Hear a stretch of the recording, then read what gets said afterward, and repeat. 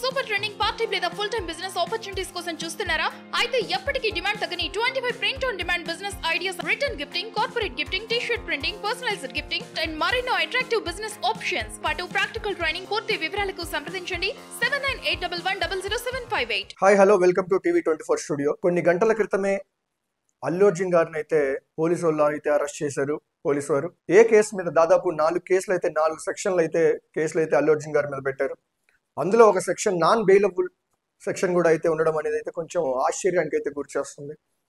గతంలో మనం చూసుకోవచ్చు, పుష్ప 2 బెనిఫిట్ షోకి అయితే సంధ్యా థియేటర్ దగ్గర తొక్కిసలాటలో రేవతి అండ్ వాళ్ళ కుమారుడు అయితే గాయపడ్డారు.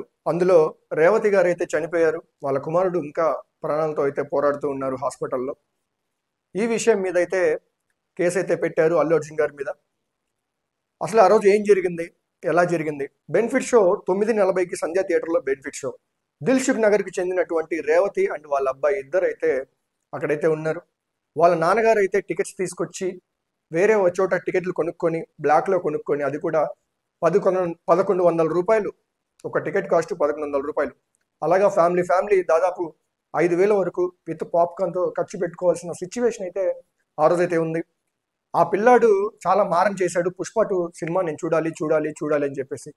చిన్నపిల్లాడికి 12-13 సంవత్సరాలు మాత్రమే.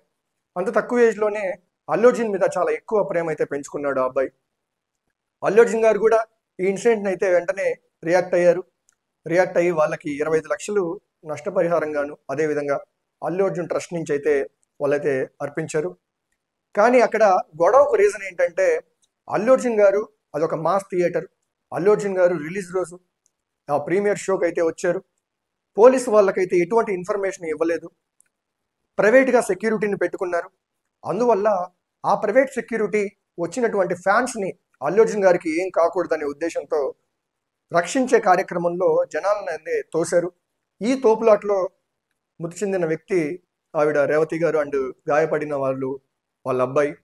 వాళ్ళ తండ్రి అయితే, ఆ అబ్బాయి వాళ్ళ తండ్రి చాలా బాధపడుతూ, ఎవరిని తప్పు పట్టాలో అర్థం కావట్లేదు, అల్లు అర్జున్ని అనలేను, ఎవరిని అనలేను, ఇక్కడ ప్రజలు ఫ్యాన్స్ అందరూ చాలా ఆహ్లాదంగా ఆనందంగా వచ్చి సినిమా చూసి వెళ్లాల్సిన టైంలో ఇటువంటి విషాదకరం జరగడం అనేది చాలా దురదృష్టకరం అని చెప్పచ్చు.